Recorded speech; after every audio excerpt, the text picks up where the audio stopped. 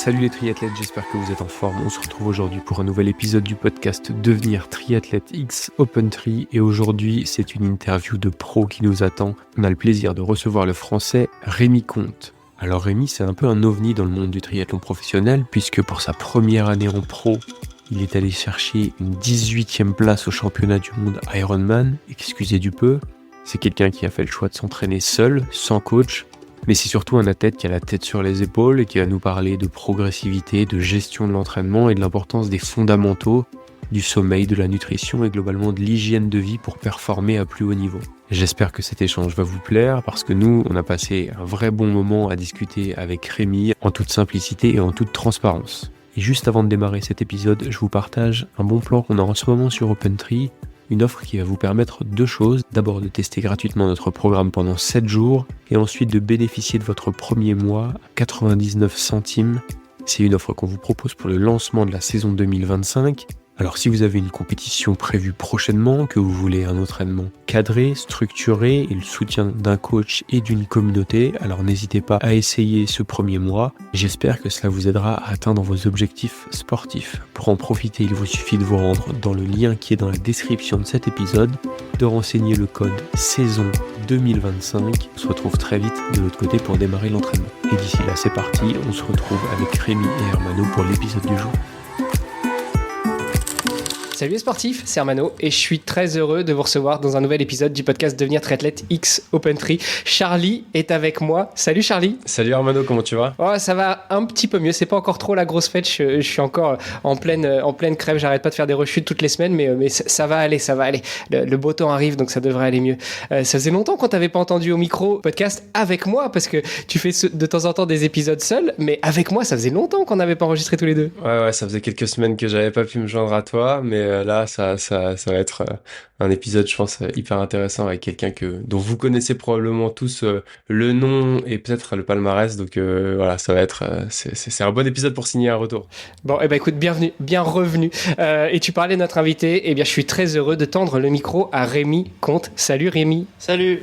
Je suis super content d'être sur le podcast. Ça me fait plaisir de pouvoir partager mon expérience perso et mon expérience pro aussi maintenant depuis quelques années. Et je suis impatient de partager tout ça avec vous et avec votre audience de podcast.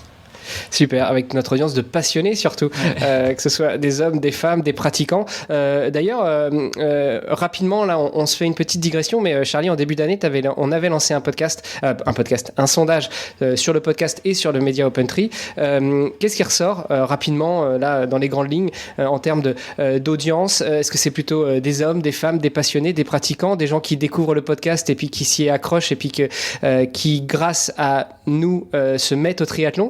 Qu'est-ce qui en ressort? Et en fait, il en ressort déjà qu'il y a pas mal de profils différents. C'est très hétérogène. Il y a des gens qui viennent pour la promesse du podcast qui est dans son titre, devenir triathlète, des gens qui débutent et qui souvent nous remercient sur des conseils pratiques ou des parcours qui les ont inspirés pour débuter. Mais on a aussi des gens qui ont beaucoup plus d'expérience, qui sont capables de nous citer des résultats d'il y a 15 ans ou d'avoir des refs du triathlon des années 2000. Donc il y a un mélange de deux. C'est assez... alors c'est un peu majoritairement à l'image des parcs à vélo masculins, mais on a quand même une belle représentativité aussi des femmes là-dessus. Et puis après, on a des gens qui... Et alors c'est ça qui est marrant et c'est ce qui est l'intérêt aussi d'avoir uni nos forces Devenir Triathlète et OpenTri il y a un peu plus d'un an, c'est que des gens qui nous connaissent des réseaux sociaux, des gens qui nous connaissent des programmes d'entraînement OpenTri, de YouTube, et en fait tout ce monde-là se réunit en podcast et peut désormais consommer soit en audio là sur vos plateformes ou soit en live vidéo sur YouTube. Donc c'est très hétérogène et voilà, le critère c'est des gens qui veulent apprendre ou s'inspirer autour du triathlon, quoi. Ouais, voilà, maintenant Rémi, t'as la pression. T'as vu, notre audience, elle est hétérogène, hétéroclite, des hommes, des femmes, des pratiquants, des gens qui découvrent, des amateurs. Je sais même qu'il y a certains pros qui nous écoutent. Donc voilà, t'as un peu la pression quand même. J'ai eu le profil d'amateur et de passionné que j'ai toujours maintenant, mais avant d'être pro, j'ai fait quand même différents autres sports avant de faire du triathlon aussi, qui ont rien à voir avec le triathlon. Bon, bah écoute, on va y venir justement. La première question que je pose à nos invités, elle est toute simple. Je te demande de te présenter. Je pense que tu le feras bien mieux que nous. Donc dis-nous tout, qui est Rémi Comte? Alors j'ai 27 ans, je suis triathlète professionnel mais qui travaille à côté quand même. Donc j'ai un peu cette double casquette. Tiens, j'en profite, je fais une petite coupure. Est-ce que tu es triathlète qui bosse à côté parce que c'est un choix d'être, alors entre guillemets, semi-pro, ou est-ce que c'est une obligation parce qu'on vit pas du triathlon? Un peu des deux. Je suis pas sûr que faire que du triathlon ça me plairait, donc je suis content d'avoir mon travail à côté, mais aussi vivre du triathlon c'est compliqué. Maintenant il y a un niveau chez les pros qui est en pleine expansion et on voit les densités de courses qui sont complètement folles maintenant. Même sur des petites courses de rentrée, c'est impressionnant. Donc en vivre maintenant, ça devient, je pense, encore plus compliqué qu'avant. Et aussi moi j'ai un peu cette envie de pas être plongé uniquement dans le triathlon et avoir quand même quelque chose à côté qui me fait un peu débrancher de ça aussi. Moi, tu sais qu'on s'est raté, parce que la semaine dernière, j'étais chez mon papa à Antibes, je suis passé pas mal à Nice. Je voulais pas forcément qu'on se voit avant le podcast pour garder la primeur, tu vois, pour te découvrir en même temps que nos auditeurs, mais la prochaine fois, je passerai te faire un petit coucou quand même. Ça marche. Et puis la prochaine fois, on fera des épisodes en live directement. Exactement. Avec l'invité. Ouais. En plus, la semaine dernière, c'était sympa. C'était la seule semaine de soleil depuis un mois, je crois. Donc, moi, j'en ai bien profité. Voilà, j'en ai profité pour le lâcher. Toi, t'es à Nice. Donc, au-delà, en dehors du triathlon, tu bosses, tu fais quoi comme activité professionnelle? Alors, je travaille au CHU de Nice et je fais de la gestion de projet en activité physique adaptée pour les personnes âgées. Wow, excellent. Donc, en fait, on met en place des programmes, un peu comme du coaching, mais du coaching adapté pour des personnes âgées.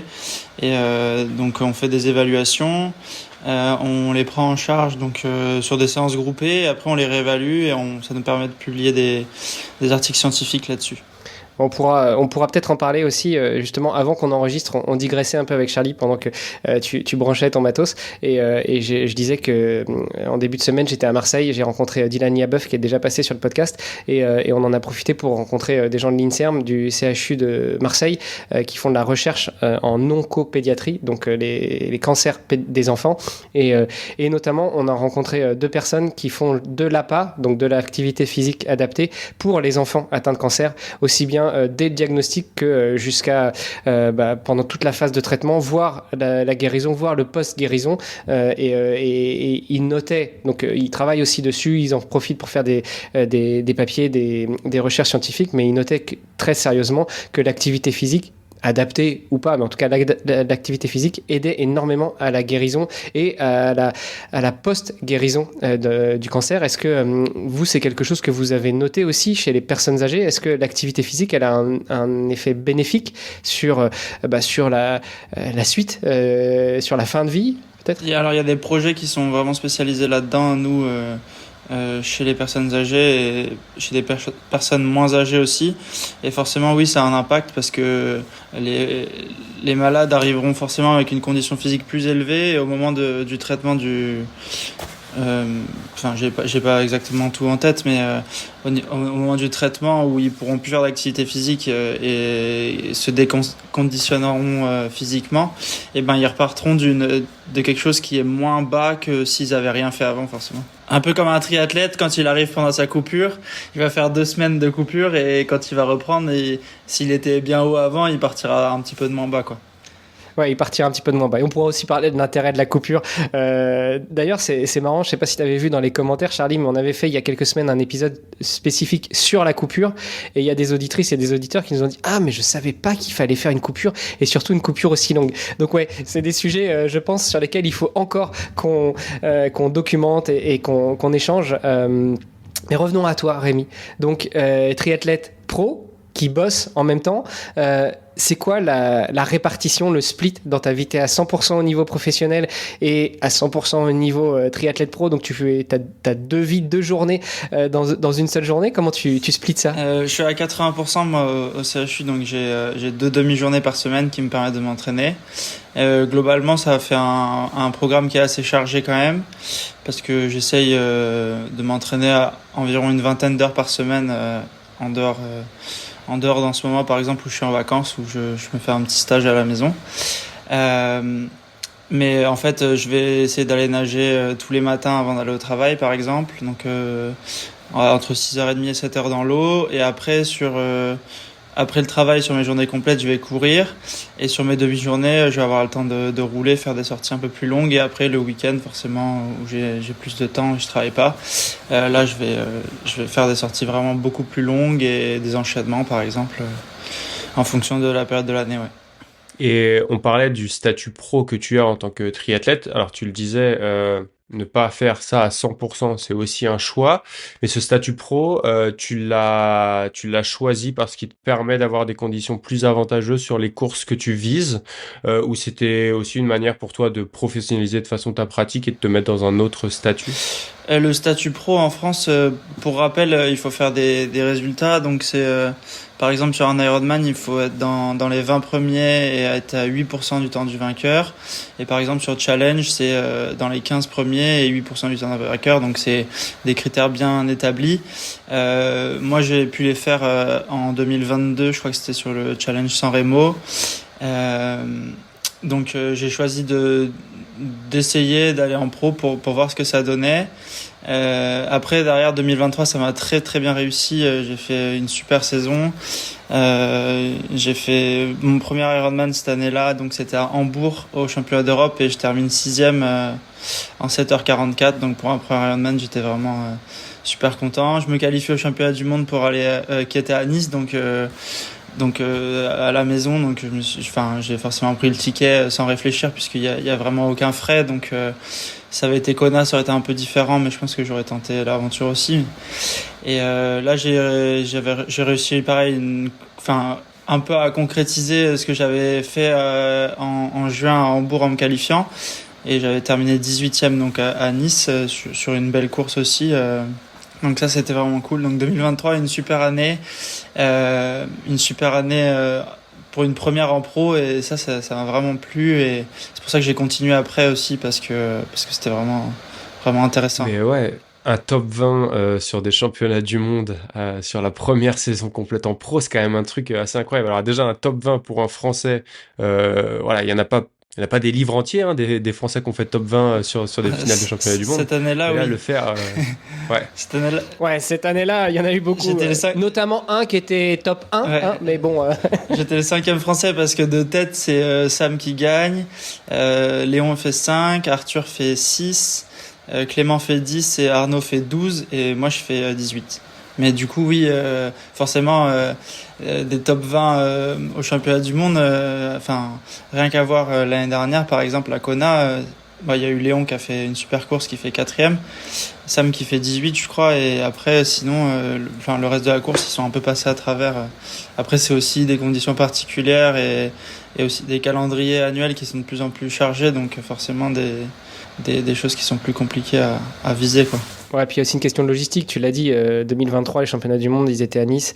Donc, c'est à la maison. Ça simplifie aussi les déplacements. Et forcément, je pense qu'en termes de répartition de la population mondiale, quand c'est en France, tu dois avoir beaucoup plus d'Européens quand même. Et quand c'est à Hawaï, tu dois avoir beaucoup plus d'Américains, du Nord, du Sud et autres. Pas uniquement du fait de la sélection, mais aussi du fait d'avoir accepté le slot parce que c'est parfois plus facile, ça coûte moins cher, etc. Mais par exemple, typiquement, en 2023, il n'y avait pas encore le T100 qui était arrivé, par exemple, pour le monde pro. Et en 2024, le T100 est arrivé, et je pense que c'est quand même une source de revenus qui est importante parce qu'il y a des gros prize money, il y a des prize money d'entrée aussi sur la course. Donc ça fait que il y en a qui... La plupart ont été un peu appâtés par le gain et ont dû un peu courir toute l'année sur un engagement qu'ils avaient avec eux. Donc forcément, quand ils arrivent à Kona, ils ont déjà fait 5 T100 qui sont des courses qui sont très difficiles parce que il faut être à 100% du début à la fin si on veut faire une bonne perf.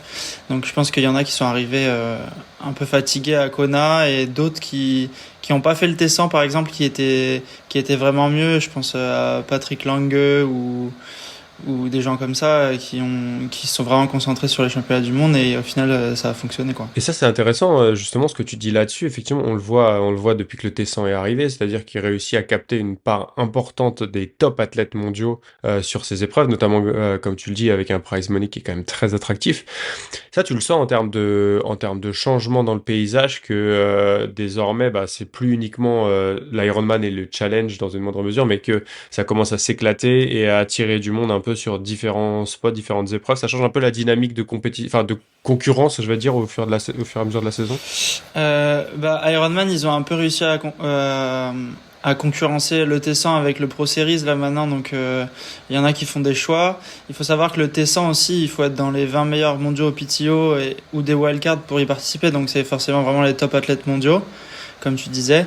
Mais il y en a qui vont faire les deux, je pense le Tessan et le Pro Series sur l'année, parce que pareil, et ça va encore augmenter la densité de courses à faire et avoir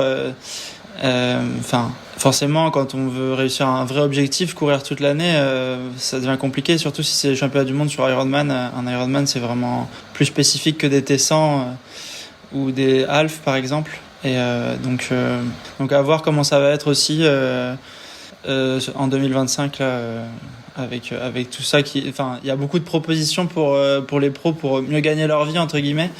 Alors forcément, si on veut se professionnaliser dans le milieu, on n'a pas trop le choix, et courir un peu partout dans le monde, ça permet de rapporter de l'argent aussi, donc à voir comment ils vont gérer ça. En tout cas, moi ça me concerne pas parce que je suis pas pris au T100 et j'ai pas prévu de faire 5 half et 3 Ironman dans l'année, en tout cas. Il y a un sport que j'aime pas trop citer dans le podcast, mais juste par boutade, c'est le foot. De plus en plus dans le triathlon, on va devenir des footballeurs, c'est-à-dire qu'on va concourir toute l'année, quoi.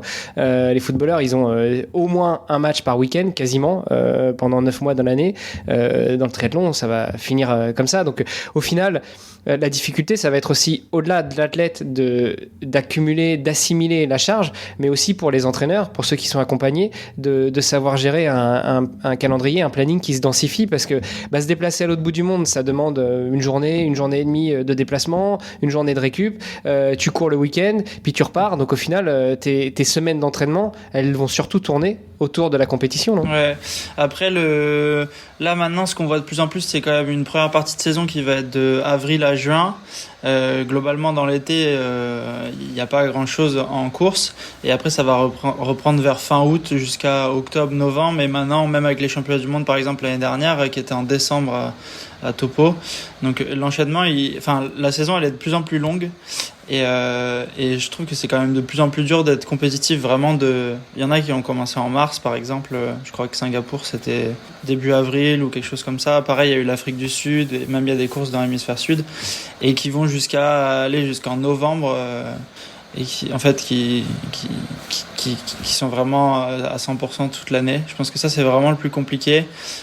Surtout qu'il y a forcément, faire des courses, tu te désentraînes parce qu'entre chaque tu récupères, donc après il faut quand même te réentraîner un petit peu, même si des alphes ça fait un très bon entraînement, mais en enchaîner 3 par exemple sur une tournée, là on a vu Casimir et Sanzino qui sont allés en Amérique du Sud, donc forcément ils restent là-bas parce qu'il y a 2 semaines d'écart entre les deux, mais par praticité, mais après au fur et à mesure, faut voir, des saisons aussi longues comme ça laisse vraiment des traces, je pense aussi. Toi, tu disais, alors déjà, tu disais que tu es à 80% au CHU. Est-ce que tu es soutenu par le CHU, ou c'est un choix que tu assumes financièrement, toi ? Tu as demandé à passer à 80% et puis tu te débrouilles après avec tes revenus, notamment qui viennent du triathlon ? Je suis à 80% et je touche un salaire de quelqu'un qui est à 80%. Donc du coup, effectivement, ça t'oblige à pouvoir compenser par ailleurs. J'imagine que les sponsors, les partenaires sont là pour pouvoir t'accompagner, t'aider. Et puis les primes de course. Tu disais aussi que tu as fait une super saison 2023, mais que là, t'es pas pris dans le T100. Donc ça veut dire qu'en 2024, début 2025, tu fais pas partie des 20 meilleurs mondiaux. Est-ce que ça veut dire que ta saison 2024, elle était un peu plus en demi-teinte que la 2023 où tu as super performé ? En 2024, il y avait le Frenchman qui qui offrait une belle prime du coup pour un sub 8 heures que j'avais déjà fait moi à Hambourg, donc je m'étais préparé pour ça en me disant que elle avait très bien commencé parce que j'avais fait Cannes la distance M et j'avais gagné, donc ça c'était cool. Après j'étais parti pour le mais ça c'était à la maison. Oui, c'est ça. Et j'étais parti pour faire le Frenchman, c'était je crois vers la mi-mai ou début mai, mais la course ça s'est pas du tout passé comme je voulais. J'ai eu des douleurs au dos, etc. à vélo, donc j'ai même pas couru le marathon après. Et après, j'ai fait le challenge Cagnes-sur-Mer et je suis tombé en descente. Je me suis rien cassé, mais en fait, je me suis ouvert le coude, j'ai eu des points, pareil, j'ai eu pas mal de pizza et tout, donc j'ai pendant 2-3 semaines pendant 2 semaines je me suis quasiment pas entraîné parce que j'avais mal partout. J'ai chuté en descente à 60 km/h, donc ça aurait pu être bien plus grave que ce que j'ai eu, mais déjà juste ça. Et après pendant l'été, moi j'avais pas forcément d'objectif à la fin, donc j'ai juste fait un half en Italie à Emilia-Romagna en septembre. J'ai fait 20e. Et c'était un peu une course de fin de saison pour voir, pour terminer l'année 2024 compliquée niveau sportif en tout cas. Bon, pour ceux qui n'ont pas suivi, quand tu dis que tu as eu des pizzas, c'est des brûlures, c'est un petit jargon dans ceux qui font du vélo et qui tombent de temps en temps. Voilà, je pense que vous visualisez bien. On tombe, on se fait une belle brûlure et puis voilà, on appelle ça une pizza. Donc 2024, c'est un peu la saison à part, mais là t'es remonté à bloc comme un, comme un singe qu'on remonte là pour 2025. La saison, tu vas tout déchirer. Du coup, ça m'a permis d'avoir une saison 2024 où je me suis pas forcément trop fatigué. J'ai pas forcément coupé à la fin de la saison parce que j'en avais pas l'envie, pas le besoin. J'ai fait quelques petites courses sur route en course à pied, ça m'a permis de continuer à progresser en course à pied. J'ai fait Marseille-Cassis, j'ai fait des semis, j'ai fait le marathon de Séville aussi la fin février, j'ai fait 2h23, donc j'ai fait un super chrono, j'étais vraiment content. Et du coup, c'est pas mal. 2h23 à sec, quand on parle de triathlon, 2h23 sec, c'est pas mal. Mais imagine mettre un petit peu de vélo derrière, donc tourner un peu les jambes, ça fait un beau chrono. T'es toujours sur du sub 8 heures là. Juste derrière le record de France féminin de Manon Trapp. Ouais. J'étais longtemps avec elle pendant la course, mais c'était une super course en tout cas pour commencer 2025. Donc franchement je suis content là. J'ai fait une prépa marathon avec du vélo et de la natation, mais je courais beaucoup plus, donc forcément j'ai bien progressé à pied. Là j'ai un peu les effets de la prépa, donc en course à pied je suis vraiment super bien. Un peu moins bien à vélo et en natation, mais là j'ai fait 2 semaines de stage avec beaucoup de volume que je vais terminer là dimanche, et j'espère pouvoir rattraper mon retard et pour être en forme pour commencer les courses. Et justement, les objectifs pour 2025, tu t'es fixé quoi comme case à cocher prioritairement là, sur l'année? Là je vais faire le half de Aix, du coup qui a un Pro Series, donc qui va avoir beaucoup de densité, une nata je pense vraiment rapide, donc ça c'est le 18 mai. Et après je fais l'Ironman de Francfort le 29 juin, qui est aussi un Pro Series. Je vise pas du tout les Pro Series parce qu'il y a un classement annuel, mais en tout cas c'est des courses que j'avais envie de faire, et du coup ça sera mes objectifs, surtout performer sur Ironman à Francfort et essayer quand même de faire un bon truc là après 2 semaines de stage sur le rebond dans 2 semaines pour Aix. Et pour l'instant, la deuxième partie de saison n'est pas encore définie. Ça dépendra forcément de Francfort et des choses comme ça. Il faut savoir que Francfort, c'est un championnat d'Europe aussi, donc il y a 6 slots pour les championnats du monde qui sont à Nice de nouveau. Il y a pas mal de personnes qui sont déjà qualifiées. Je pense aux Norvégiens par exemple qui viendront, donc Iden, Blumenfeld, et là Casper Storn s'est qualifié aussi au Texas le week-end dernier. Donc en fait c'est des mecs qui seront forcément devant moi mais qui prendront pas leur place, donc je me dis qu'en faisant un top 10 voire 12e tu peux avoir ta place pour les championnats du monde, puisque ça va se décaler. Tiens, si on faisait un petit focus là-dessus, parce que pour les amateurs on sait comment ça marche, on concourt et puis il faut être le meilleur, et puis quand il y a des slots qui sont dispo, soit vous avez le droit à votre slot parce que vous êtes premier ou deuxième de la catégorie, soit après c'est le roll down. Ceux qui sont devant, s'ils prennent pas, potentiellement vous êtes appelé puis vous pouvez avoir un slot et payer surtout. Chez les pros, comment ça se passe? Est-ce que c'est le même concept ou est-ce qu'il y a, parce que ça change un peu de temps en temps, pas chaque année, mais il y a des saisons où il faut faire un ranking, puis finalement on revient à la qualif. Comment ça se passe chez les pros? Alors chez les pros, c'est un peu différent. Donc en fonction des courses, il va y avoir un nombre de slots attribués. En fonction de l'ampleur de la course. Par exemple, le Texas, c'était championnat des États-Unis, je crois, et donc il y avait, d'Amérique du Nord, et il y avait 5 ou 6 slots distribués. Après, il va y avoir des plus petits Ironman, par exemple, genre un slot. Je pense notamment, par exemple, Lanzarote, je crois, il y a 1 ou 2 slots. Ça n'empêche pas qu'il y ait beaucoup de niveaux dessus, mais ça reste une course qui n'est pas une course majeure. En fait, il y a des rankings de courses, je crois. Il y a événements platinum, or, argent, bronze. Et en fonction de ça, ça donne des rankings et aussi des primes de course qui sont différentes. Donc ça dépend vraiment de la course. Et après, en fonction des pros qui sont déjà qualifiés, ça va roll down de la même manière qu'en groupe d'âge. À savoir, des gens qui ont gagné, des pros qui ont gagné les championnats du monde, ils vont être qualifiés automatiquement juste à condition qu'ils terminent un Ironman. Donc ils peuvent terminer 15e. À partir du moment où ils terminent, ils sont qualifiés. Il faut qu'ils valident un... Bon, c'est juste sur la saison. Hein. Par exemple, si on prend Sam, c'est pas parce qu'il a gagné en 2023 que jusqu'en 2040, il aura juste à boucler un Ironman pour être au championnat du monde. Il faudrait vérifier, mais je crois que c'est pendant 5 ans. Quand tu gagnes, c'est ça. Et je crois que deuxième ou podium, il doit avoir une histoire comme ça. Par exemple, Patrick Lange, il est qualifié pendant 5 ans vu qu'il a gagné l'année dernière, mais il a gagné aussi avant, etc. Donc je sais pas les conditions exactes, mais parce que je me suis pas encore intéressé et j'ai jamais été concerné. Mais ça viendra. Mais en tout cas, il y a ces conditions-là. Donc c'est pas mal parce que du coup, sur des grosses courses, des personnes qui viennent comme ça, moi Bon, j'avais fait 6e à Hambourg, mais par exemple, il y avait 5 slots, donc s'il y avait les 5 premiers qui n'étaient pas déjà qualifiés, j'avais pas mon slot, mais il y avait Yann Frodeno qui avait gagné les championnats du monde, par exemple, déjà une fois, donc qui avait juste à valider une course pour avoir son slot. Il y avait déjà une autre personne qualifiée, et je crois que le 8e a pris son slot pour Nice, par exemple. Donc ça, c'est des choses à prendre en compte, je pense aussi, pour se qualifier. Tu le disais, sur ce genre de course, cette grosse densité, toi, ça va peut-être te permettre d'aller viser un top 8, un top 10, un top 12, avec des mecs qui sont des grosses pointures mondiales devant. Tu sens une dynamique de course différente, et est-ce que toi, ça te permet de te tirer vers le haut quand tu es face à des gars comme ça? C'est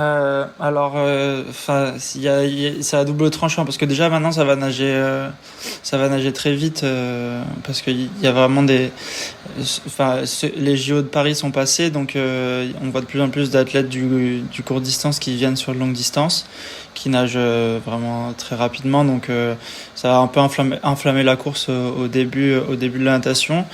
Et après, en fait, c'est quoi les temps, les records sur le 3008 en ce moment?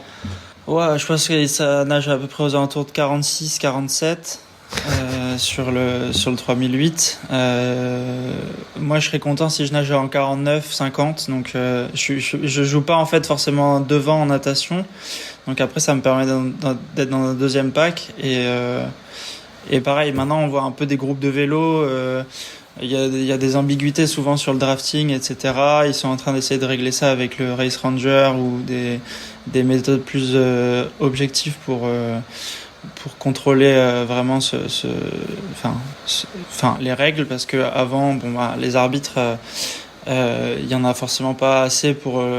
Il y a un groupe de 20 personnes, il faudrait 4 arbitres pour le groupe entier pour pouvoir bien vérifier tout le temps. Et il n'y a pas assez d'arbitres, par exemple, là-dessus. Donc forcément, c'est des choses ça fait partie de la course, les pénalités, les sanctions, etc. Et ils ont un peu revu tout ça, les temps de pénalité aussi, je crois, Ironman sur 2025. Donc, ça me fait penser à un truc, Charlie, on a un business. On va créer une société de drones pour contrôler les courses. Dans quelques années, on y sera. Ouais, c'est sûr. Dans quelques années, on y sera. Ou alors ou la solution des trackers sur les vélos qui permet de mesurer en instantané la distance entre les deux vélos, ce genre de truc. Ouais. Et après, je sais pas s'il y a des retours directs vers les arbitres. Je pense que si, mais en fait, là, pour l'instant, ça va être juste les Pro Series qui seront avec les Race Rangers. Donc, Aix, Francfort et tout ce que je vais faire. Donc, ça règle un peu plus le problème de drafting et d'arbitrage, etc. Parce que des fois, ça arrive, des arbitres, j'ai déjà vu des courses qui vont sanctionner un peu à l'œil au final et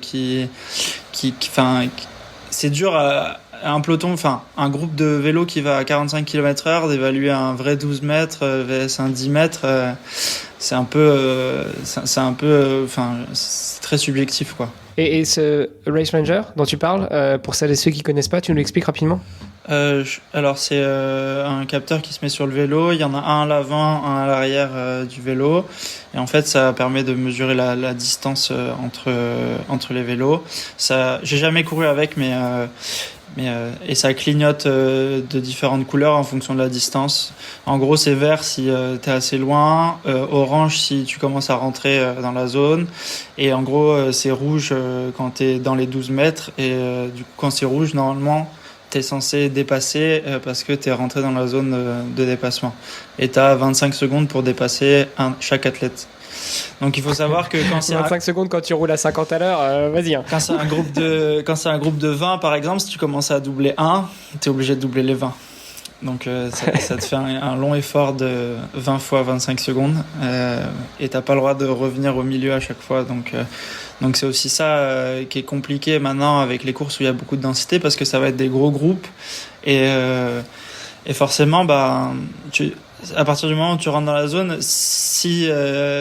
réglementairement t'es obligé de doubler, et s'il y a 20 personnes devant toi, t'es obligé de doubler les 20, quoi. Ouais, donc ça rajoute une pression, donc charge mentale, mais ça rajoute aussi de la pression physique, parce que quand tu commences à doubler une personne et que finalement t'en as 10, 15, 20 à doubler, faut sacrément appuyer sur les jambes et développer des watts. Et puis on n'est pas sur Ironman, on n'est pas toujours sur un vélodrome avec une route très très plate où tu peux ajuster tes watts par rapport à ton dépassement, quoi. Ouais, clairement, mais c'est quelque chose à prendre en compte maintenant, et voilà. Donc c'est soit rester dans le groupe et jamais rentrer dans la zone, un peu avoir son effort constant au final sans avoir à faire d'à-coups, etc.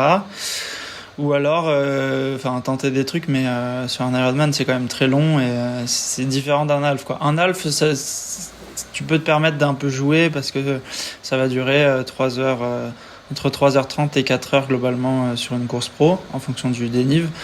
Mais sur un Ironman c'est forcément le double. Maintenant on voit des 7h30, etc. Mais quand même 7h30 d'effort, c'est au moins 4 heures à vélo, donc s'il y a une dynamique de course qui est un peu punchy et tout, c'est risqué de vouloir doubler et se cramer un peu, quoi.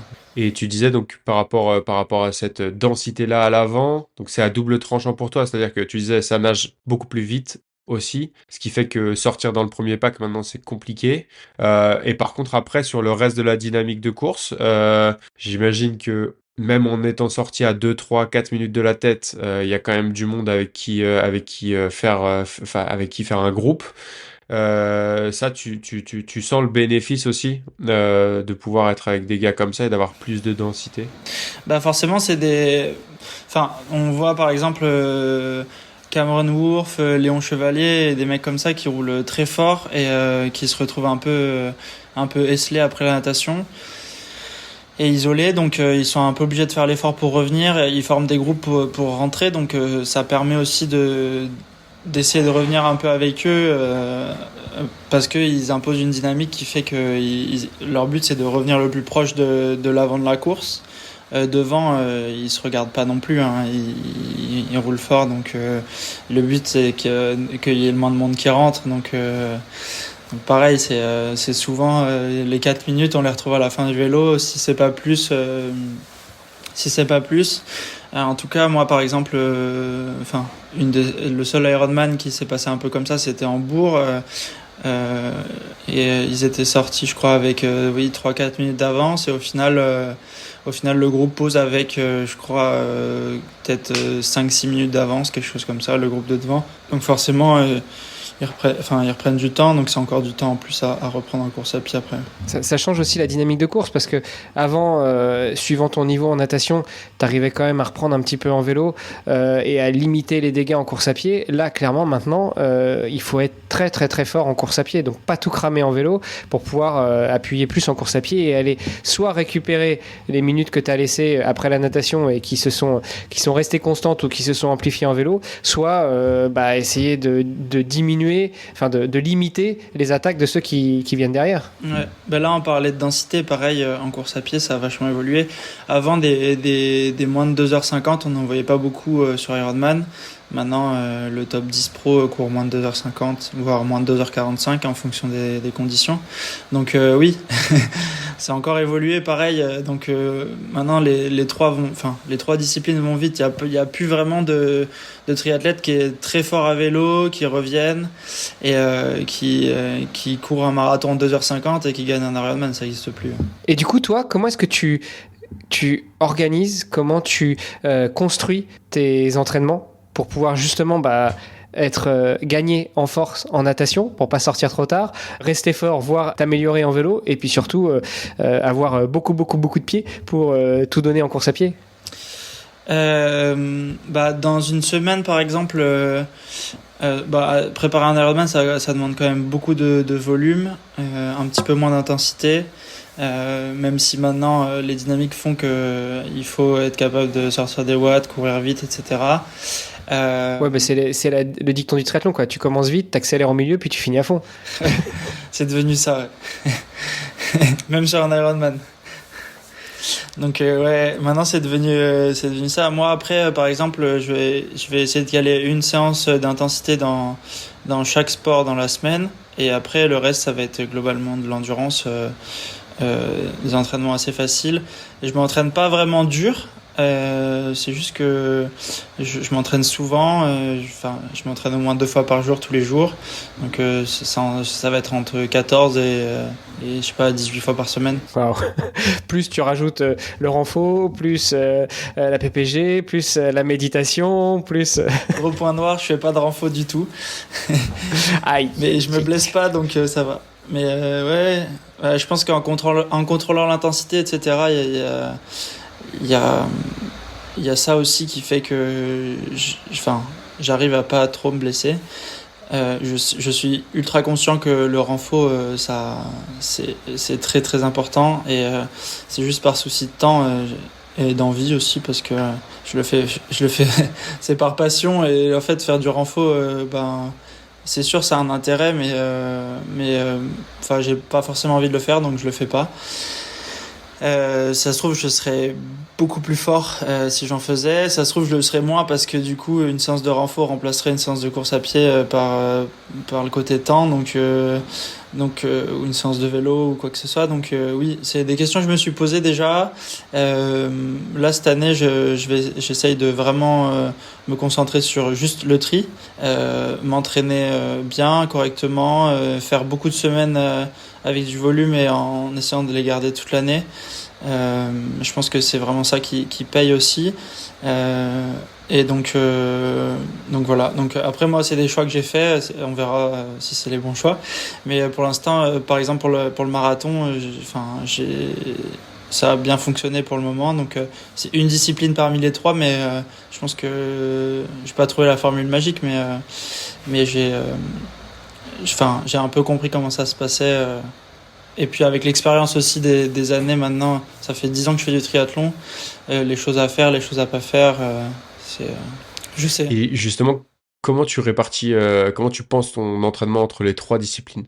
Est-ce que c'est des cycles qui évoluent au fur et à mesure de l'année, et tu mets le focus sur une discipline différente au fur et à mesure de la saison. Est-ce que tu as ciblé une faiblesse sur laquelle il faut que tu te concentres? Comment tu répartis ça? En fait, à un certain niveau, le problème, c'est que pour se concentrer sur une discipline, il faut un peu en délaisser une autre. Au début, forcément, quand on va commencer le triathlon, s'entraîner dans les 3 disciplines va permettre de faire progresser les 3 disciplines. Et par exemple, le vélo va aider à faire progresser en course à pied. Pour la natation, il faut vraiment. La course à pied va pas faire progresser la natation, ça c'est faux. Mais le vélo va faire progresser la course à pied, ça on le voit beaucoup.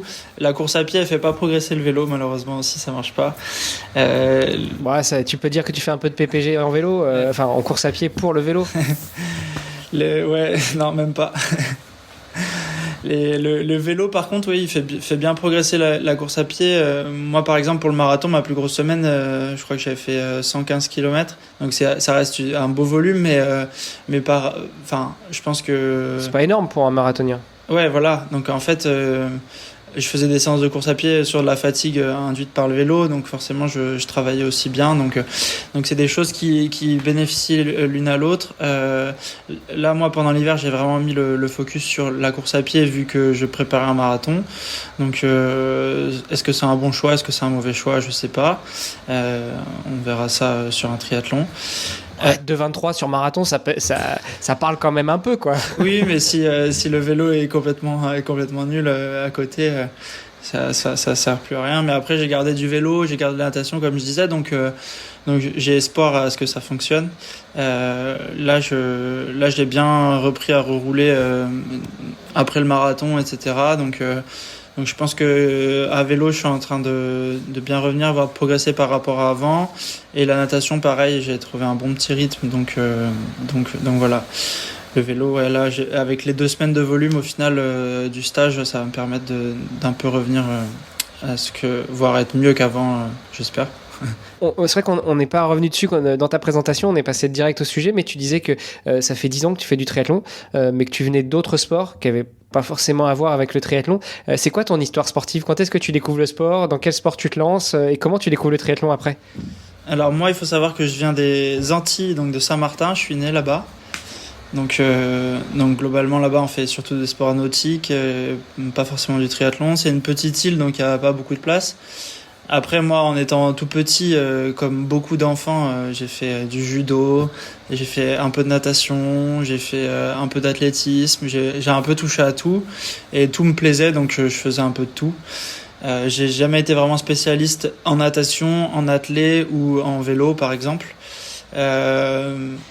Après, ça m'arrivait de faire, je sais pas, le week-end, d'aller faire du vélo avec mes parents, comme ça, sans vraiment avoir de cadre. Après, moi, j'ai un peu totalement arrêté ça. Je me suis mis à la planche à voile et au surf, qui sont des sports vachement plus fun que le triathlon. On se le cache pas. Parce que il y a plus ce côté un peu cool déjà de la vision du surf et de la planche à voile. Donc c'est ça, donc ça j'en ai fait pendant 8 ans et à la fin parallèlement... En mode compétition ou en mode loisir? À la fin en mode compétition, ouais. Pareil, le surf aux Antilles et la planche à voile, c'est un peu la densité du triathlon en France. Il y a beaucoup de niveaux parce qu'il y a forcément des conditions, la Guadeloupe, pareil, c'est un vivier de surfeurs pro qui est important. Saint-Martin, il y en a eu quelques-uns aussi, donc oui. En même temps, quand tu habites sur une île, il y a un petit peu plus d'exposition, surtout au milieu de l'océan. En France, si tu veux faire du surf, en gros, c'est de la frontière espagnole jusque dans les Landes, quoi. Et donc, c'est plus compliqué quand même. Ouais, c'est ça. Mais du coup, oui, il y a des conditions qui permettent de le faire et qui favorisent le développement du niveau. Donc, oui. Après, moi, j'ai commencé à me mettre au triathlon. Je courais assez bien. Avec le surf et la natation, quand j'étais petit, je nageais correctement aussi. Le vélo, il n'y a pas de secret. Hein. Le volume fait qu'on progresse. Le vélo, il y a des qualités un peu physio, mais ça va être vraiment... Le vélo, j'ai rarement vu quelqu'un qui roule 200 km par semaine être très fort à vélo. Ça n'existe pas. On voit les cyclistes pros et ils font des semaines à 800, 900 km. Et c'est pour cette raison qu'ils sont forts. Les marathoniens, ils courent vite parce qu'ils courent 200 km par semaine maintenant. Le volume a vraiment une importance. Je pense que c'est primordial dans le sport d'endurance en tout cas. Ouais, encore plus en vélo, comme tu le dis, parce qu'encore en course à pied, il y a de la technique. En natation, il y a énormément de technique. Si tu commences à nager ou à courir tard, c'est un peu plus difficile à acquérir que quand tu prends les bons gestes quand t'es gamin. Mais le vélo, oui, il y a un peu de technique, pousser, tirer sur les pédales, tenir le volant, tenir en équilibre, etc. Mais une fois que t'as acquis ça, la seule chose qui va te faire progresser, effectivement, c'est des bornes, quoi. Ah oui, alors qu'en clairement. course à pied, si t'as une technique à la con, ou en natation, si tu sais pas super bien nager, que tu poses pas bien le bras, t'as pas la sensation de l'eau, tu vas pouvoir borner. C'est pas dit que tu deviennes un des meilleurs mondiaux, quoi. Ouais, bah après, le fait d'aller fréquemment dans l'eau fait que tu deviens aussi bon nageur parce que si tu nages 2 fois par semaine, c'est sûr que tu peux pas prétendre à être un bon nageur. Mais si t'es 6 fois par semaine à être tout le temps dans le même milieu, dans un milieu aquatique, au plus tu t'exposes à un milieu, au plus tu t'adaptes. Donc forcément, ça vient avec. Mais oui, mécaniquement, si tu cours tous les jours, c'est mieux de courir 6 fois 10 km que 3 fois 20 en tout cas, par exemple. Après, c'est intéressant aussi de faire des 20 km suivant ce que tu prépares, mais au plus tu es exposé fréquemment, au plus ça marche, quoi. Et justement, sur ce point-là, un point qu'on n'a pas abordé, toi tu es coaché, tu as un coach qui te prépare tes programmes, ou est-ce que tu fais ça en solo? J'étais coaché, j'ai choisi de faire tout seul maintenant avec la contrainte du travail, etc. Donc ça fait que depuis octobre maintenant. Et c'est juste par envie d'essayer des choses, de me gérer moi-même et tout. Donc pareil, on verra si ça fonctionne, on ne peut pas savoir. Et je pense que je suis complètement d'accord que d'avoir un avis extérieur, c'est ultra important dans la prise de décision et dans les choix qui peuvent être faits. Pareil, la discussion entre l'athlète et l'entraîneur, c'est ultra utile. Du coup, et puis dans la limitation de la charge mentale, c'est-à-dire, ok, tu discutes, t'échanges avec ton entraîneur, mais ton entraîneur il te fait un plan, t'as juste à suivre le plan. Là, là c'est toi qui réfléchis, tu construis ton plan, t'essaies de réfléchir à ce qui va marcher, ce qui va pas marcher, tu discutes avec toi-même finalement, et donc ça rajoute aussi un peu de charge mentale. Ouais, j'ai 2 personnes en moi, un athlète et un entraîneur. Mais du coup, des fois je me remets un peu en question, mais après, j'ai un peu compris globalement ce qui fonctionnait pour moi. Par exemple, j'ai fait de l'athlétisme, donc on a fait par exemple énormément de VMA, des séances de piste, des séances speedy kilomètres, avec des intensités très élevées, et moi honnêtement je progressais plus. Par exemple, si on prend une semaine quand j'étais en club d'athlé, le lundi on faisait un footing, le mardi on faisait de la PPG, donc des séances de côte, donc pareil c'était de l'intensité. Le mercredi on faisait une sorte de séance de VMA, le jeudi on faisait une fausse SV1 parce qu'on courait tous beaucoup trop vite, donc forcément on avait encore de l'intensité, donc je sais pas, on faisait des 35 minutes le lendemain d'une séance de VMA à 3,35, 3,40. On a tous fait ça. Ce qui est totalement faux maintenant, parce que moi maintenant je fais mes séances de SV1 alors que j'ai progressé à 4 kilos, quoi. Donc parce que c'est des moments où justement j'essaie de pas me fatiguer plus. Et le samedi, par exemple, on refaisait de l'intensité, une speedy kilomètre, et le dimanche, ça dépendait des périodes de l'année, mais globalement, soit une sortie longue en faisant un footing, soit de nouveau une SV1. Bref, en fait, je faisais énormément d'intensité et je progressais plus. Et là, le fait d'avoir réduit toute l'intensité que je faisais, je fais plus de VMA du tout, par exemple. J'ai pas fait de séance de VMA depuis... ça doit faire 1 an et demi, quoi. J'ai pas mis les pieds sur une piste depuis 1 an et demi, un truc comme ça, parce que ça me saoulait. Et au final, j'ai continué à quand même bien progresser en course à pied. Pareil, le marathon, c'est encore autre chose parce que forcément, c'est très loin des séances de VMA. Après, si on prépare un 3000, des choses comme ça, on est obligé de passer par là parce que ça demande un peu de vitesse. Mais il faut toujours garder en tête l'objectif final, parce que même un 10 km, la VMA, bon, c'est bien, Mais au final, c'est plus le temps de soutien du seuil qui sera important à une allure élevée, quoi. Et ça, tout ça, c'est des trucs qui en athlétisme, on faisait beaucoup d'intensité. Au final, moi, ça me permettait pas d'en bénéficier et de continuer à progresser. Au final, de réduire l'intensité, de rajouter un peu de volume et vraiment faire les séances faciles, la SV1 plus en dedans et tout, bah, ça m'a permis de vraiment repasser des steps encore et ça. Après, en débutant, on est un peu obligé de passer par tout ça parce que ça demande des développements physio qui sont propres et qui sont développés avec la VMA, mais après, arrivé à un certain moment, je sais pas, moi, le dernier test de VO2 max, par exemple, j'avais 78 ou 79, c'est des trucs que je vais plus développer maintenant. C'est des choses mon but, c'est de pouvoir courir à la plus haute fraction de VO2 max le plus longtemps possible. Donc, je sais que je vais pas pouvoir augmenter ma VO2 max, c'est terminé, j'ai 27 ans, c'est pas en faisant de la VMA ou des choses comme ça qui fait que je vais la pousser, quoi. Et du coup, ça, le fait de pouvoir se coacher seul, ça se base, comme tu le dis, sur ton expérience et sur les choses que tu as compris depuis toutes ces années d'entraînement. J'imagine que ça requiert aussi quand même de creuser le sujet et d'aller s'intéresser à la science de l'entraînement. Tu avais déjà des connaissances là-dessus? C'est un sujet qui t'intéresse, j'imagine? Moi, j'ai fait, dans ma formation, j'ai fait un master en STAPS, en entraînement et optimisation de la performance sportive. Donc, en gros, c'est plus ou moins mon travail. Donc, c'est des choses que je m'intéresse depuis la fac, etc. Donc, j'ai vu l'évolution, pareil, les méthodes d'évaluation, les méthodes d'entraînement, etc. Donc, c'est forcément des trucs qui me plaisent et moi, je baigne dedans. Donc, c'est des choses que j'ai vu évoluer, les choses que j'ai vu fonctionner, des choses que j'ai pas vu fonctionner, même chez les autres, à les entendre parler, des fois, il y en a, ils font des séances, je me dis, mais comment c'est possible de passer des trucs pareils? Et au final, un jour de course, ils seront pas forcément meilleurs parce qu'en fait, au moment de leur séance, ils seront vraiment à 100%, alors que vaut mieux faire 80% plein de fois que 100% une fois, quoi. Mais merci de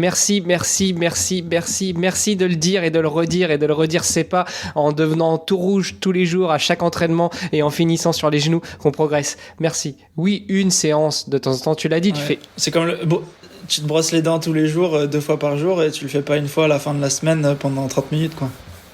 C'est ça. Non, mais tu l'as dit en début d'épisode, toi, tu mets une séance d'intensité par sport dans la semaine, alors que tu t'entraînes 14-15 fois dans la semaine.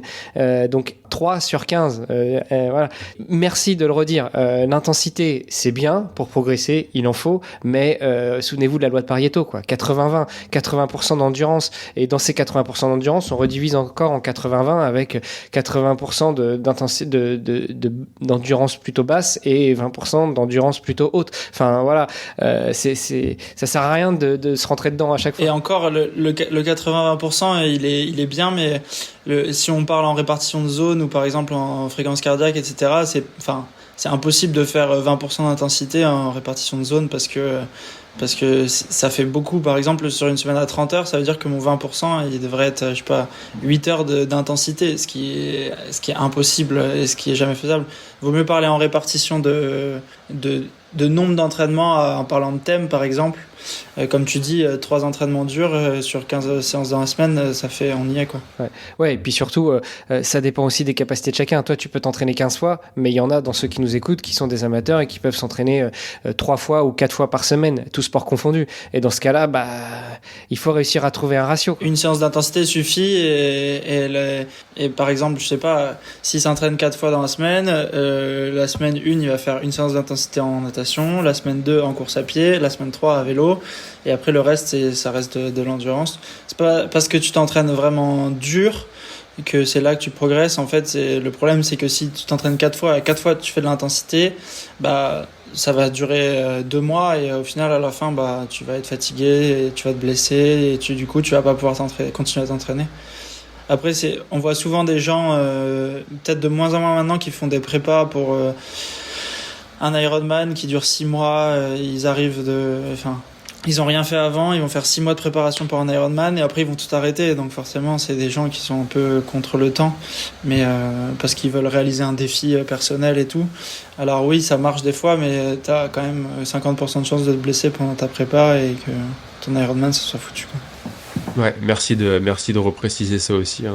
Le triathlon, comme tout sport d'endurance, c'est un sport à maturité longue et préparer un Ironman sur 6 mois en n'ayant rien fait avant et en ne faisant rien après, c'est pas le meilleur des deals et la meilleure façon de progresser. Ça peut marcher en fonction du passé de la personne aussi, mais... Ouais. Mais... C'est pas optimal, quoi. On se donne pas toutes les chances, quoi. Exactement. Puis surtout, c'est pas parce que la première saison ça marche bien et tu performes et tu t'éclates et puis tu atteins tes objectifs que la saison 2, 3, 4, 5, tu vas pas t'éclater littéralement et défoncer ton corps parce que finalement, peut-être que ça va tenir une saison et demie, mais il y a un moment, ça va craquer. Oui, d'où l'intérêt de la coupure aussi qu'on disait en fin de saison. Et ça, pareil, c'est des choix qui sont à faire aussi en fonction de l'expérience. C'est pas obligatoire, entre guillemets. Enfin, je sais qu'il y a des athlètes qui préfèrent couper un mois, et il y en a qui préfèrent pas couper, garder, je sais pas, 2-3 séances par semaine en mode un peu au feeling comme ils veulent. Il y en a qui n'ont pas du tout envie de couper et qui veulent continuer un peu en pleine bourre, etc. Et ça dépend aussi des profils, je pense, psychologiques des gens, plus que des profils physio, parce que encaisser de la charge d'entraînement et tout, avec le temps, tout le monde peut le faire. Mais en fait, psychologiquement, des fois, c'est plus dans ce sens-là qu'on a besoin, parce que à s'entraîner, comme je disais, tous les jours, 2 fois par jour, toute l'année, au bout d'un moment, t'en as marre, quoi. T'as envie de faire autre chose. Donc, Et justement, tu commençais à évoquer comment pourrait s'organiser un débutant ou une débutante qui s'entraîne 3-4 fois par semaine. Justement, parlons de ça, c'est une question qu'on pose souvent à nos invités. Ce serait quoi le seul conseil numéro 1 que tu donnerais à quelqu'un qui débute le triathlon aujourd'hui et qui découvre les 3 disciplines? On a déjà fini l'épisode, Charlie? Non. T'es piqué ta question, mais voilà, dans l'idée de conseiller les débutants, ce serait quoi ton conseil numéro 1? Je pense que c'est déjà de pas vouloir se précipiter et de vouloir prendre son temps pour progresser et surtout pour apprécier le truc, quoi. Parce que globalement, comme on disait, les séances dures, ça fait plaisir de voir qu'une séance dure, elle devient de moins en moins dure au fur et à mesure, que les allures progressent, etc.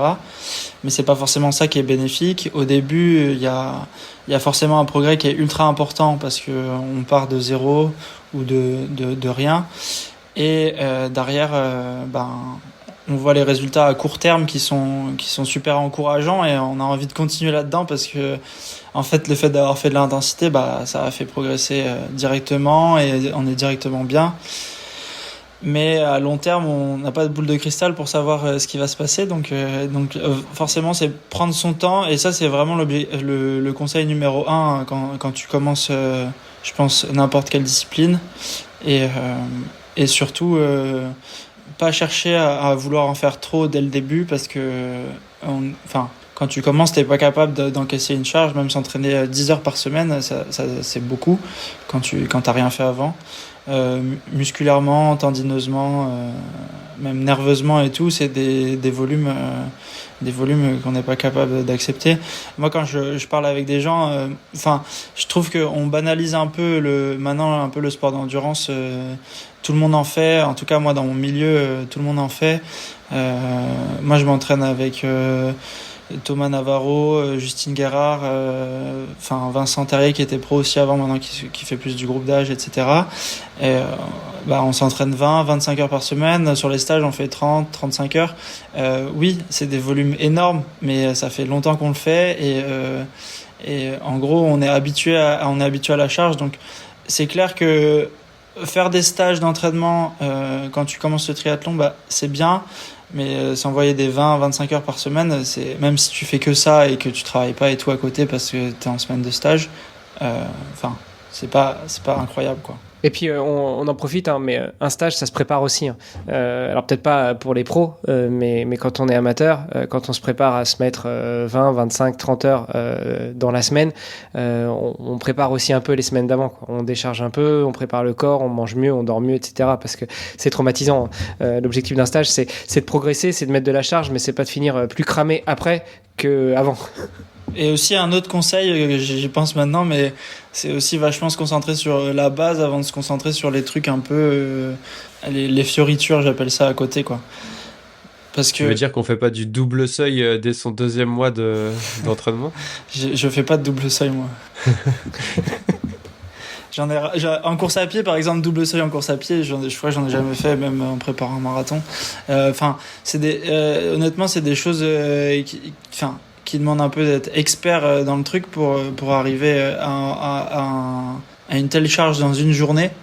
Parce que forcément, double seuil, même si c'est contrôlé physiologiquement et tout, surtout qu'une personne qui va faire un double seuil, quand elle commence, en général le premier il sera trop intense parce que elle va dépasser les seuils physio qui sont recommandés, et après le deuxième il sera trop dur parce qu'elle sera trop fatiguée du premier. Donc moi j'aime bien le double seuil, par exemple, avec 2 sports différents. Déjà c'est un peu mieux. J'aime bien faire ça dans mes 3 intensités dans la semaine. Je vais toutes les concentrer par exemple au milieu.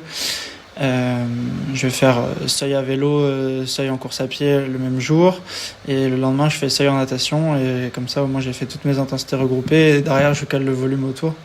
Mais voilà, ça dépend aussi des périodes de l'année, de quand est-ce que les courses sont là, etc. Mais oui, le double seuil, ouais. Et du coup, se concentrer sur les bases avant de tout le reste. Penser à bien dormir, penser à bien manger. Moi, par exemple... C'est ce qu'on appelle l'entraînement invisible, quoi. Exactement. Faire attention à tout le reste. Ouais, bien dormir, bien manger. Quand tu vois... j'aime bien cet exemple parce qu'il y en a qui préfèrent acheter des vélos à 10 000, 12 000 euros, et qui ont un matelas qui a 30 ans et où ils dorment mal dessus. Et alors qu'un matelas, ça doit coûter quoi? Un bon matelas, ça doit coûter 800, 1000 euros si on s'en sort bien.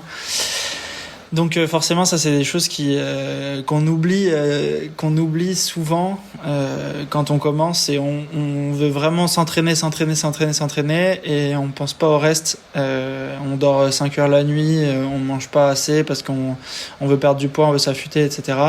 Mais en fait, par exemple, moi la semaine dernière, je me suis entraîné 31 heures, j'ai calculé un peu ma dépense énergétique pour rigoler. Parce que j'ai fait des cookies hier soir, et j'en ai mangé plein. Et en fait, je me dis, mais tu peux manger à volonté, parce que j'ai dépensé, je crois, 40 000 kilocalories dans la semaine. Donc ça fait du 5 600 par jour. Donc en fait, 5 600 par jour, si tu veux les manger... t'es obligé de manger, quoi. J'ai vu ça quand j'ai fait mon défi. D'ailleurs, j'avais croisé Thomas Navarro quand je suis passé à Nice.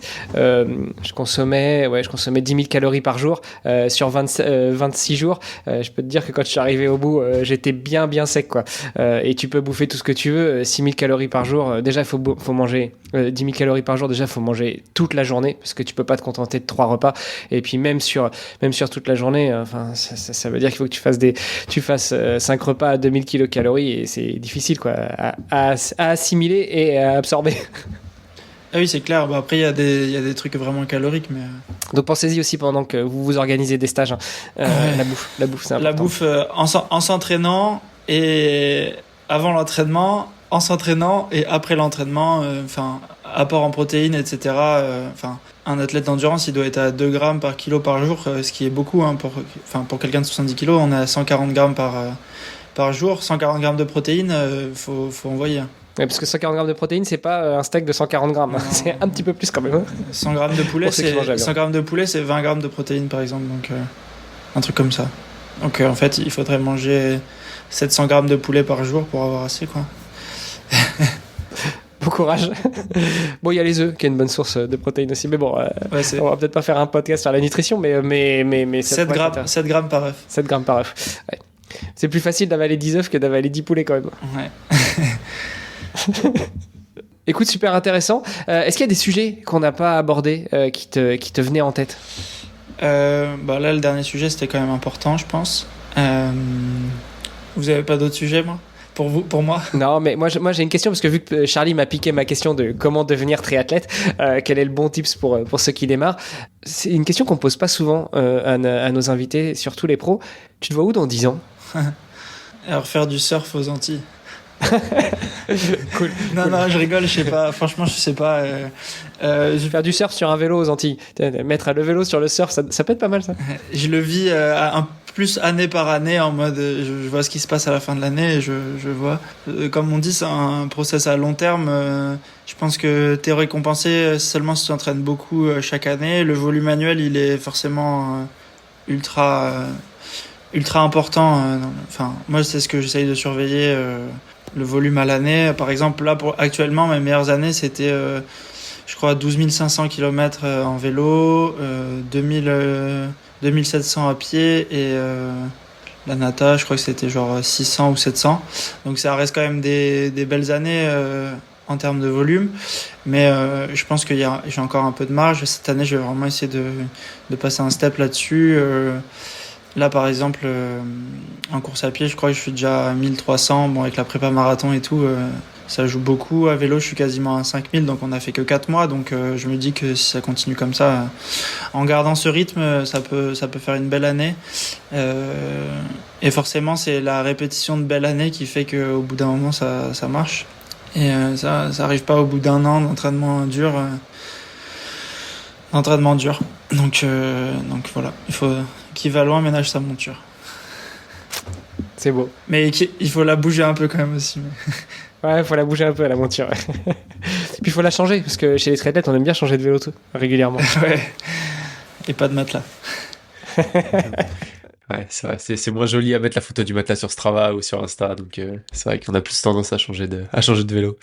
Ouais, ça dépend, tu peux avoir un partenaire qui fait des matelas, et là, du coup, tu peux tartiner, non? Non, c'était hyper intéressant. Merci, Rémi. C'est vrai que c'est un profil quand même un peu atypique, le tien, c'est-à-dire exploser aussi vite lors de sa première année en pro, aujourd'hui s'entraîner seul et s'autogérer. C'est hyper cool parce que voilà, les résultats parlent pour toi et en même temps on sent que tu arrives dans ce truc avec encore plein de potentiel à aller chercher, plein aussi de trucs à confirmer au meilleur niveau. Du coup, c'est quoi? On espère ce qu'on peut te souhaiter pour 2025, c'est te retrouver sur les championnats du monde à la fin de l'année. Bah oui, ils seront à Nice. J'aimerais bien, mais forcément. À la fois, en fait, j'ai remarqué un truc aussi psychologiquement, c'est que quand je cherche à avoir quelque chose et que je veux faire un résultat, je l'ai pas. Et quand j'y vais en mode, je vais pour faire le meilleur de moi-même et le résultat, je m'en fous un peu. Et ben c'est là où ça marche. Donc je préfère pas me prononcer sur ce que je veux faire avant. Plus que me dire vas-y je veux faire un top 10 à Francfort, ça serait vraiment génial, et au final t'es en dehors du top 10, tu te décourages un peu et pendant ta course tu t'abandonnes, tu baisses les bras. C'est un peu ce qui m'a réussi moi jusqu'à là, c'est d'y aller un peu sans prétention en me disant tu t'es très bien entraîné, t'as été super régulier aux entraînements, tu t'es pas blessé, tu peux faire une super course, donc je refais cette super course. Après, le résultat il viendra avec cette super course qui sera faite. Ce qui m'est arrivé moi en groupe d'âge aussi pas mal de fois, parce que j'ai gagné le half de Nice en 2022. Et après j'ai fait vice-champion du monde en 25-29 à Saint-Georges aux États-Unis, avant de passer pro du coup. Donc j'avais quand même validé quelques étapes avant de passer en pro, parce que je pense que c'est aussi ça passe par là. Donc forcément ça vient pas de nulle part, tout ça, mais le côté un peu le prendre sans prétention et d'arriver sur la course et donner le meilleur de soi-même, ça m'a beaucoup permis de performer sans attendre quelque chose de moi-même directement. Et du coup j'ai réussi mes courses comme ça. Enfin, mes meilleures courses que j'ai fait, c'était par exemple le championnat du monde. C'était voilà, déjà t'es au championnat du monde en pro, ça fait juste que depuis le début de l'année, donc même si tu te rates, au pire, qu'est-ce que ça fait, t'as déjà réussi en gros. Kiff, juste kiff. Ouais, c'est ça. C'est exactement ce qui s'est passé, et je me suis éclaté moi, toute la course, que ça soit à Hambourg, au championnat du monde et tout. Et un peu moins ce qui s'est passé l'année dernière du coup, parce que forcément en 2023 j'ai fait une bonne saison et j'avais des prétentions de résultats, des envies de bien faire, etc. Et puis au final moi j'ai tout raté, donc voilà, ça marche pas comme ça, c'est d'y aller Après, ça dépend des gens. Il y en a, ils vont être animés par l'envie d'être sur le podium, de gagner, de réussir et tout. Moi, ça marche pas du tout comme ça, parce que en fait, j'ai plus tendance à baisser les bras si je suis pas dans les objectifs que je me suis accordé au début, quoi. Ouais, donc 2025, on te souhaite juste d'y aller tranquille, et puis qui sait, sur un malentendu, sur un malentendu dont la préparation paye, hein, et peut-être qu'on te verra à Nice, mais pas en tant que spectateur, en tant que participant, puis voire même sur le podium, quoi. Ouais, de toute façon, même et si je suis pas au championnat du monde à Nice, je suis pas spectateur. Bon, de toute façon, cette année, c'est à Nice, donc oui. on t'y verra. Nickel. Écoute, merci beaucoup, Rémi. Dernière question. Ça se passe où si on veut te suivre, t'encourager? Alors, en off, tu me disais LinkedIn, peut-être pas trop, mais c'est pas grave, tu réponds quand même. Non, mais le meilleur endroit pour pouvoir échanger avec toi? Sur Insta ou Facebook, pas trop non plus, mais LinkedIn, maintenant, j'ai réactivé les notifications aussi. Ça marche. Puis on passera. Si on est à Nice, on passe te voir. De toute façon, c'est pas dur. Si vous voyez un avion de chasse qui passe, c'est juste qu'il est en endurance et il s'appelle Rémi. Merci beaucoup, Rémi. Avec plaisir. Merci Rémi. Bonne journée, bonne semaine. Merci. Merci beaucoup. Salut. Salut. C'était Devenir triathlète X OpenTri. Merci d'avoir écouté cet épisode jusqu'au bout. Nous, on a pris beaucoup de plaisir à l'enregistrer. Alors si ça vous a plu, vous pouvez nous suivre sur nos réseaux sociaux, Instagram, LinkedIn et Facebook. On se rejoint maintenant sur devenirtriathlète.com.